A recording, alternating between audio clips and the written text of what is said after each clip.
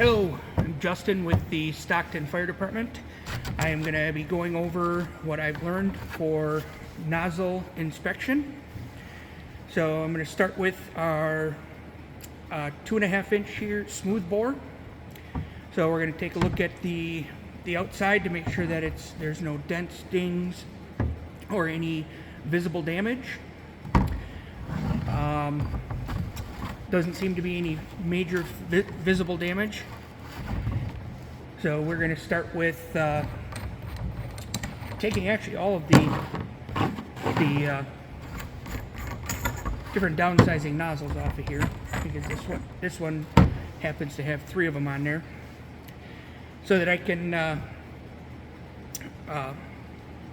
check to make sure. You start with check to make sure that your gasket on the inside is good, and then you look to see if your valve opens and closes smoothly, which this one does, and you can visualize that through the hole here. So far this one is good. The swivel here moves freely. On each one of our downsizing nozzles has a gasket, so I'm going to go through and check that, and then I'll add it back to once I inspect all of these gaskets, and they're all free of debris and they're in good condition.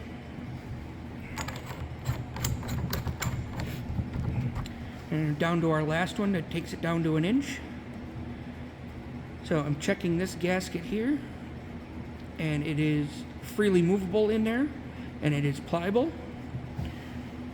So that one is good to go as well. In the event that this one there was some damage or something didn't work properly, we have a tag.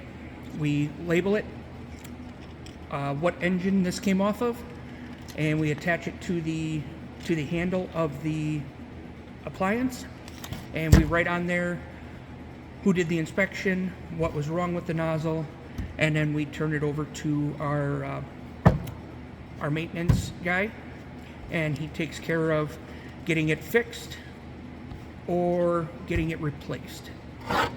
So that covers the smooth bore, and carries us over to our fog nozzle. So this is actually a spare one that we have on our engine 1, but you go through the same. You visually take a look at everything, make sure that there's no significant damage to this that you can tell. You make sure that the gate is opening properly. So this nozzle here is not a ball valve, and it is very hard to see, but on the inside here, the white that you can kind of see in here moving actually just slides back and forth.